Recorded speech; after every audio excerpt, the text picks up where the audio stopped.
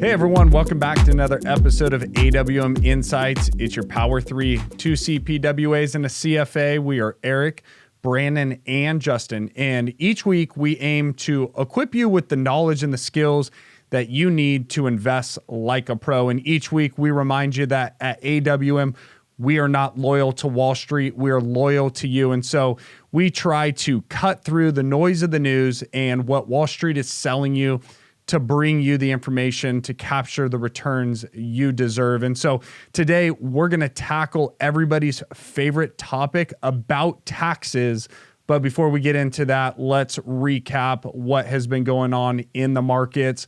At the forefront of the conversation around politics is President Joe Biden's proposed big, bold global corporate tax plan, which is where we'll settle in on a lot of our conversation this afternoon. But an interesting thing from the crypto space is Credit Suisse settled a small equity trades via blockchain in a pilot test with Paxos. And I think this is a great demonstration of where the technology is showing up in real time and how companies and infrastructure is going to change from this incredible technology, and how to think about investing outside of just cryptocurrency. And so we'll talk about that in future episodes as well. And then Wall Street showing up, doing what they do here, being the brokers, manipulating markets. Goldman propped up the Deliveroo IPO, buying 25 million. I think I got that correct, of the initial public offering. And so it's funny, you know, Goldman, a lot of people think that this is the absolute home run of the upper echelon of working with advisors. And it's no different. They're just a broker, kind of lipstick on a pig type mentality. So we'll talk about this in future podcasts. This is why, once again, as an individual investor, trying to outguess the markets, trying to do IPO investing, is there's so much going on inside the markets that are out of your control that the odds are just not in your favor. But with that, let's jump into our conversation around taxes and why this is such an important discussion. Is I haven't met a person who really loves taxes. People get fired up about it, but then they actually don't implement it when it comes to their investing. And so, Brandon, Justin, bring the audience up to speed for those that have not paid attention to what this corporate tax plan conversation is going on right now. Yeah, well, and you said, there's so much in the markets that you can't control. And so we always like to say, hey, let's focus on what we can control. And tax-aware investing is an aspect of it that we can't control tax rates, right? But we can certainly control how our portfolios may be taxed in the future. To your question, Eric, specifically, right, there's a couple different aspects of it, right? There's this idea of this global corporate tax, which is really, really interesting, right? And a couple other countries or economic blocs have signaled some interest in it as well, and it could somewhat even the playing field from a corporate tax standpoint around the world. So that's one aspect of it. Then there's also just the domestic corporate tax policy that's going on. The proposal is going from, I believe it's currently a 20% corporate tax rate up to a 28% corporate tax rate. Biden has said, hey, I'm potentially open to negotiating on that a little bit.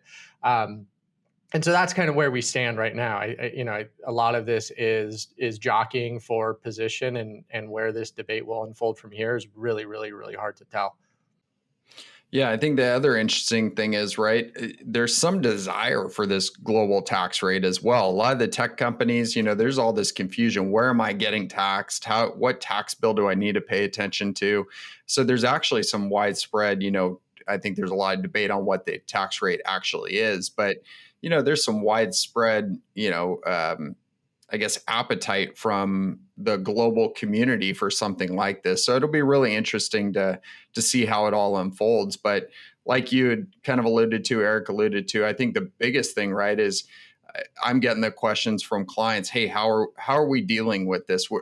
These tax rates are coming. I mean, I had an insurance guy, the other day tell me that the estate tax already changed. So we got to start planning. Let's settle down for a second. Just because there's a proposal, it's not a change. But I think people get so wrapped up in these things, right? It's like, oh, this is definitely going to happen, or this is going to happen. And until it's actually in place, it's hard to say anything with certainty. However, if you're putting a plan in place, you're really looking at taxes holistically as part of your investment philosophy, as a part of your overall financial structure, then when tax rates change, right, you're not sitting there trying to be so reactive and trying to figure out what to do and how to do it. It's more kind of relying back upon, you know what, I'm already planning for taxes. I'm already in the most tax sensitive, most tax aware strategies and structure I possibly can be. So, so much of it, like Eric, you said, I mean, it comes back to the plan. Most people don't like to pay taxes. Some people really hate to pay taxes, and they'll try to find every little loophole there is, but then we'll often get a portfolio or be reviewing something somewhere. And it's like, well, shoot, man, you're throwing away half of your return to taxes every day just because you didn't take the time to put the structure into place.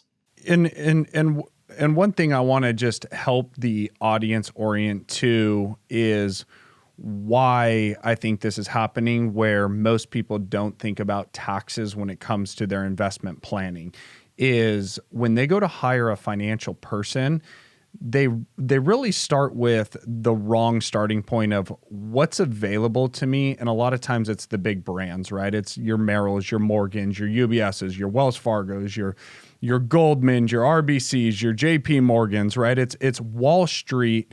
And they've got this little disclosure at the bottom of all of their websites. We do not provide tax or legal advice. Please consult your CPA. And so what they're telling you there is all of the investment decisions in which we're doing, we're punting on your tax situation. That's because that Wall Street, they're there to show up and serve their own interests. They're there to sell you products, right? To say, hey, we have hundreds of thousands, if not millions of clients across 10, 20, 30,000 financial advisors. So we have very limited options that we're going to sell you that needs to be mass marketed. And therefore, we can't have individualized custom advice. But here's the issue. If you're coming as the investor, you care about one thing, your after-tax return, because you have one net worth and you have one effective tax rate, and you only get to spend, grow, or gift after-tax money. And so the starting point should not be what is available on Wall Street. But if I took a step back and said, hey, what would the Rockefeller family do? What would the wealthiest people in the world do? Well, first, they would make sure that everything is individualized to their family, it's completely independent, and it's integrated because they understand the importance of after-tax returns. And so I think that framework is so important of asking why all of a sudden are we talking about taxes mattering on investment? So I just wanted to set that framework. Oh, yeah, and there's this implicit assumption, essentially what you're alluding to, Eric, but there's this implicit assumption with a Wall Street advisor, investment advisor, broker, whatever you want to call it, that you're going to look at your rate of return and you're not going to ask what's the after-tax rate of return. You're just going to look at that. You're going to see whatever that number is. Maybe it's good, maybe it's bad, maybe there's a dollar value attached to it, but you're not going to convert it to after tax. Once you file your taxes, let's deduct all the taxes you probably have paid because they're turning over positions and realizing short-term capital gains and et cetera, which, I mean, if you think about that, that has the ability to shave off a significant amount of your return each and every year if you're not paying attention to it. And you can look at common mutual funds as well too. These mutual funds do the same thing. Now they have to, kind of by regulation. You can't report after tax returns. I mean, some platforms will do that, bringing in some kind of assumption around tax rates, usually the highest tax bracket, et cetera. But a mutual fund by itself, it can be incredibly tax efficient or tax inefficient. Most of them are really inefficient because the managers, they don't care about the after-tax rate of return. They'll turn over the portfolio, they'll realize gains in the portfolio, and guess what? That gets distributed out to the mutual fund shareholders, and then you get taxed on it at the end of the year. So they're going back to this concept of what you can control.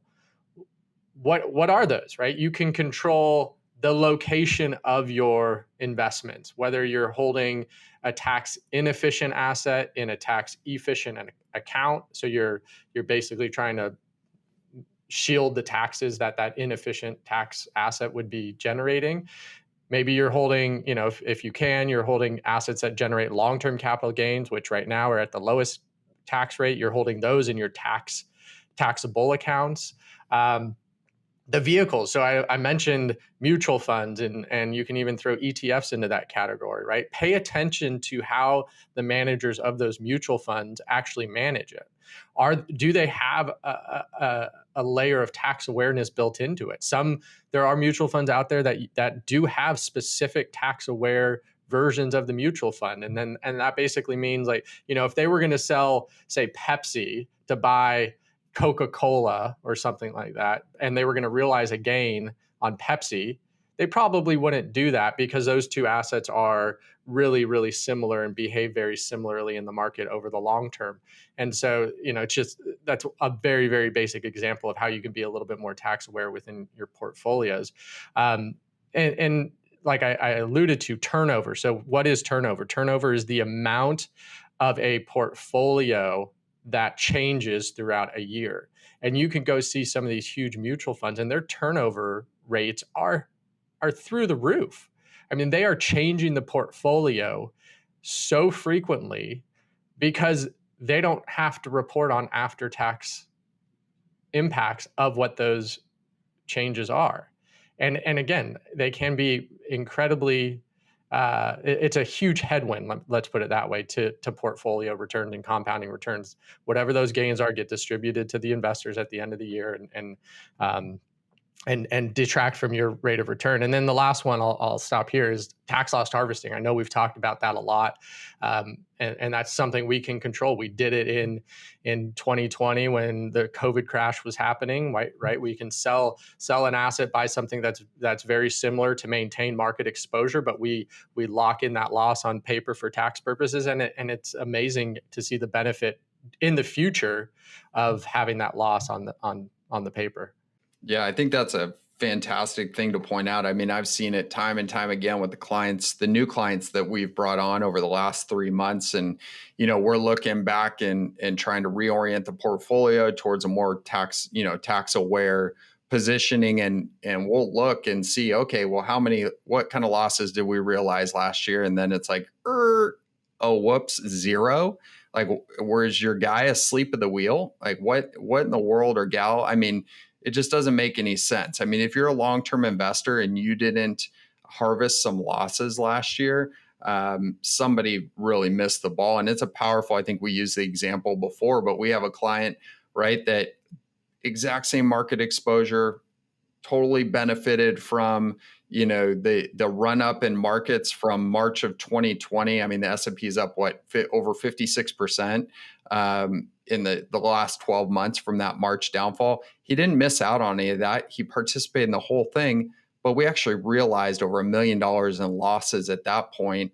It's now allowing him to sell his home in Florida that is going to generate a big capital gain, and it's being offset completely with that $1 million loss. So now he gets to relocate back home where he wants to be, pay no tax, and all we did was do some tax loss harvesting. It didn't impact his return whatsoever. So such a powerful thing, but it gets missed so often. I think it goes back, Eric, to your point, it's just not the thing that's taught to the brokers, right? It's just not these types of strategies, these types of thoughts, right? Don't even cross their mind. It's more, hey, I can only imagine, having started our career at one of the wirehouses and watching the flash crash. And I can only imagine what was happening when we're going through the COVID crash. I mean, it's probably buy this, sell this, we're going to time this, that. And I know we're going to get into this in a future episode, but not trying to outguess the markets. I mean, if you've stayed I think David Booth from Dimensional Fund Advisors had made the comment in a recent article, but if you've actually stayed in the market from March 2020 of last year till now, I think it's probably time for a victory lap, because you did what you're supposed to do as a long-term investor. You stuck to that plan. You controlled what you could control, and ultimately, that's what leads to good investment experiences. Yeah, and Brandon, I think you shared a few things to emphasize. Number one, to put a bow on what Justin talked about the return impact on your portfolio when putting in, tax loss harvesting, tax efficient withdrawal, asset location, rebalancing, all these things. We're talking about Morningstar and Vanguard and Betterment have done these research reports. You add about 2.57% of annualized return. And so where most of the brokers are sitting there selling you some vanity play, right, that we can get you this gross return and we're going to be active in the market and we're going to outguess it. Not only are they going to underperform, which we talked about last week, but they're going to cost you more money in taxes because they're generating taxable events. Same thing in the crypto space, right? There are taxable events. And so I think just once again, the difference between an amateur and a pro when it comes to investing is understanding your number one priority is after-tax returns. And if you are working with someone who does not pay attention to that, it's an amateur move. And so, it's a bold statement to say this, but if you work with a broker on Wall Street, you are getting amateur advice that is costing you money. And so, hey, here's the good news. Guess what?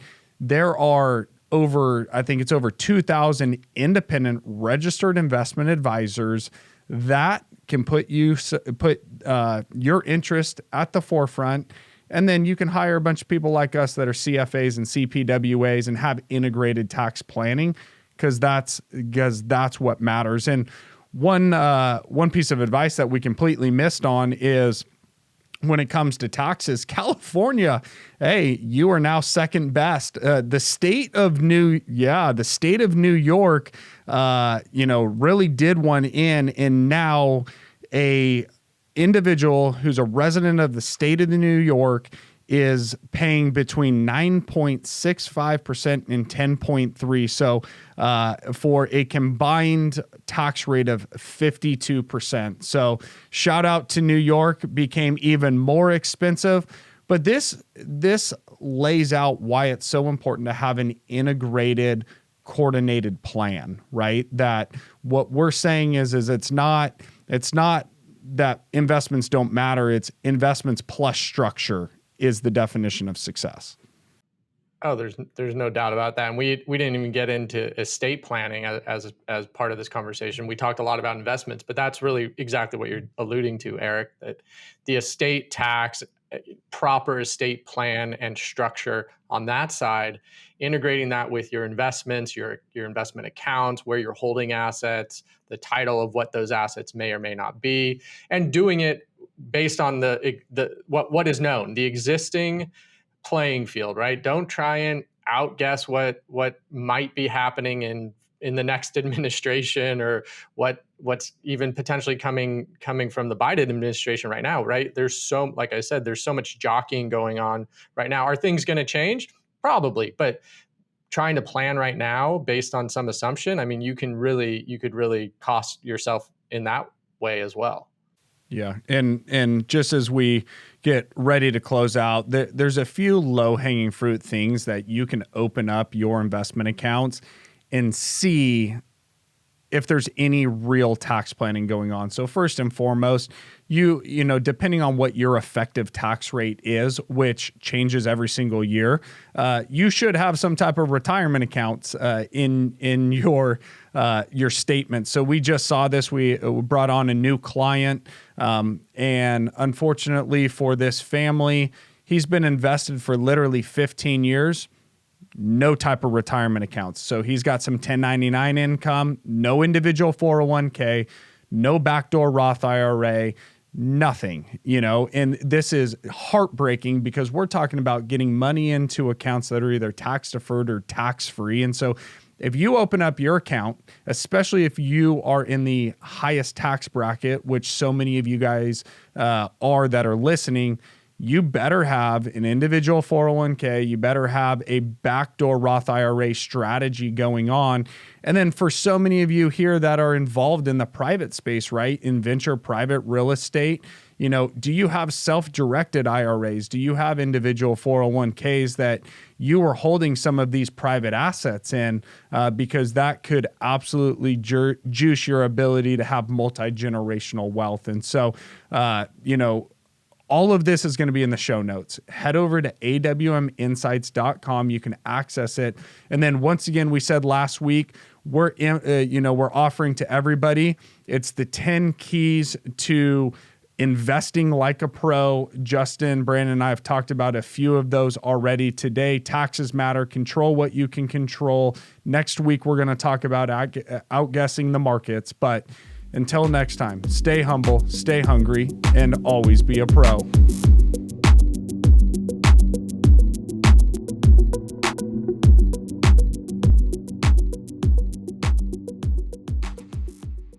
The information in this podcast is educational and general in nature and does not take into consideration the listener's personal circumstances. Therefore, it is not intended to be a substitute for specific, individualized financial, legal, or tax advice. To determine which strategies or investments may be suitable for you, consult the appropriate qualified professional prior to making a final decision.